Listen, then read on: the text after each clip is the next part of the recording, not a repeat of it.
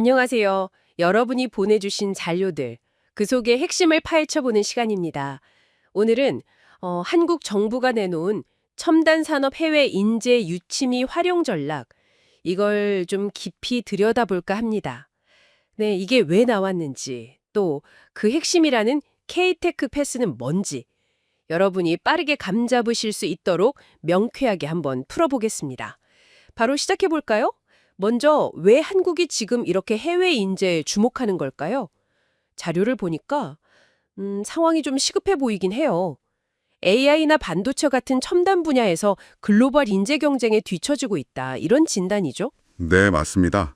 그 인재 유치 매력도 순위 같은 걸 보면 2023년에 64개국 중에 43위. 좀 낮죠. 43이요? 생각보다 더 심각하네요. 오히려 고급 인력은 밖으로 나가고 있다고 하고요. 그렇죠. 그러니까 국내 인재만 키워서는 이제 좀 한계가 있다. 이런 위기감이 깔려 있는 겁니다. 단순히 인력 부족 문제만은 아니라는 거군요. 네. 그보다는 이제 개방형 혁신, 오픈 이노베이션으로 가야 한다는 절박함이 더 커 보여요. 뭐랄까, 이미 세계 어딘가에 있는 최고의 기술이나 인재를 우리가 빨리 가져와서 연결해야 경쟁에서 이길 수 있다. 이런 생각인 거죠. 예전처럼 우리끼리만 개발해서는 안 된다는. 아, 그 네덜란드 ASML 사례처럼요. 협력하고 인수하면서 시장을 잡았던. 네, 바로 그런 맥락입니다. 더 이상 우리만 자체 개발만 고집할 수는 없다는 거죠. 그렇군요. 개방형 혁신이라는 큰 틀에서 인재 유치가 진짜 중요해진 거네요. 근데 그럼 왜 지금까지는 이게 잘 안 됐을까요? 자료에 나온 어려움을 보니까 만약 여러분께서 해외 인재라면 좀 망설여질 만한 부분들이 있더라고요. 그렇죠. 현실적인 문제들이 많습니다. 일단 서울은 초기 정착 비용이 너무 부담스럽고 집값이나 자녀 교육비 같은 거요. 네, 국제학교 같은 경우엔 들어가기도 어렵다는 얘기도 있고요. 그리고 비자 문제, 특히 E7 비자 같은 건 갱신 절차가 복잡하다는 지적이 있네요. 맞아요. 그리고 아무래도 미국 같은 경쟁국에 비해서 연봉 수준이 좀 낮다는 인식도 있고요.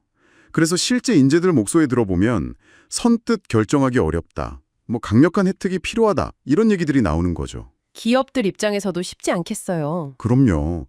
기업들도 일단 우수 인재를 찾는 것부터가 시간과 비용이 많이 들고요. 막상 찾아도 연봉 협상이나 정착 지원 이런 과정에서 어려움이 많다고 합니다. 또 일부 기업들은 약간 외부 인력에 대해 좀 폐쇄적인 문화가 남아있다는 지적도 있고요.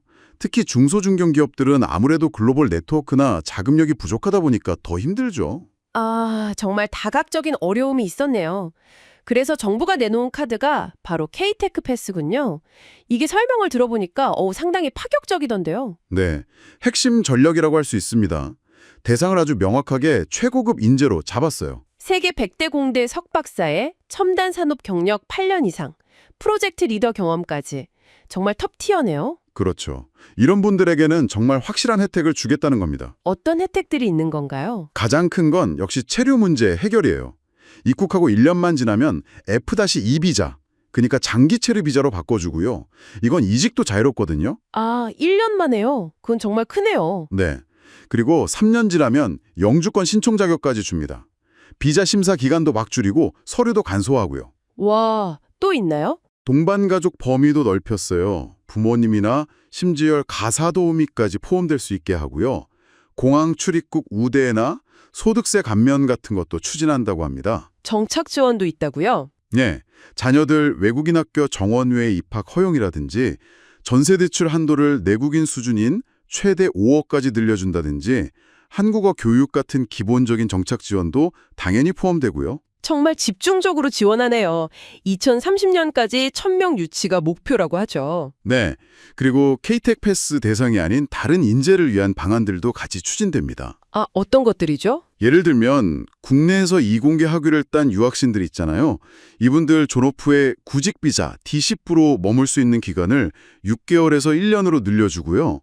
또 기술 기반 창업을 좀 더 쉽게 할 수 있도록 새로운 스타트업 비자도 만들고 해외 대학이나 기업 R&D 센터를 한국에 유치하기 위한 지원도 늘립니다. 인재를 찾는 과정 자체도 좀 개선하나요? 네, 테크 GPT라고 해서 약간 AI 기반으로 인재를 좀 더 효율적으로 찾을 수 있는 플랫폼을 구축한다고 하고요.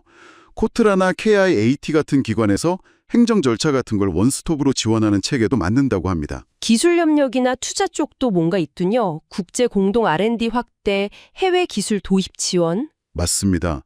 그리고 M&A나 CBC, 그러니까 기업 주도형 벤처 캐피털 투자 활성화를 위해서 각각 1조 원 규모 펀드를 조성하고 CBC가 해외에 투자할 수 있는 비중 규제도 완화하고요. 정말 다방면으로 노력하는 거죠. 이야, 정말 종합적인 대책이네요.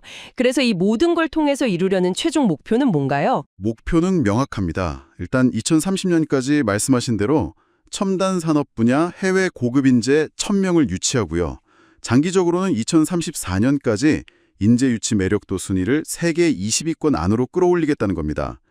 궁극적으로는 해외의 뛰어난 인재와 기술을 아주 자유롭게 활용하는 개방형 혁신 국가로 가겠다. 이런 비전을 제시하는 거죠. 이게 결국 한국의 미래 기술 경쟁력하고 직결되는 문제고 또 어쩌면 여러분 같은 글로벌 인재들에게는 새로운 기회가 될 수도 있겠네요. 네, 오늘 쭉 살펴봤는데요. 한국이 첨단 산업 경쟁력 강화를 위해서 과거의 어려움을 딛고 해외 최고 인재 유치에 정말 적극적으로 나서고 있다는 걸 알 수 있었습니다. 특히 K-테크 패스, 이 구체적인 유인책이 상당히 인상 깊었습니다. 네, 그렇죠. 근데 여기서 마지막으로 한 가지만 더 생각해 보면 좋을 것 같아요. 이 전략은 분명 최고 수준의 인재를 어떻게든 데려오는 것, 즉 유치에 굉장히 초점이 맞춰져 있거든요. 하지만 더 중요할 수 있는 건 이렇게 들어온 다양한 배경의 인재들을 과연 한국의 기업 문화나 사회에 어떻게 잘 섞이게 할 것인가, 즉 통합의 문제일 겁니다. 단순히 비자나 금전적인 혜택을 넘어서서 진정한 신화제를 내는 통합을 위해서는 또 무엇이 필요할까요? 이 질문을 한번 여러분께서도 고민해 보시면 좋겠습니다. 네, 오늘 저희와 함께 이 중요한 전략을 깊이 있게 탐색해 주셔서 감사합니다.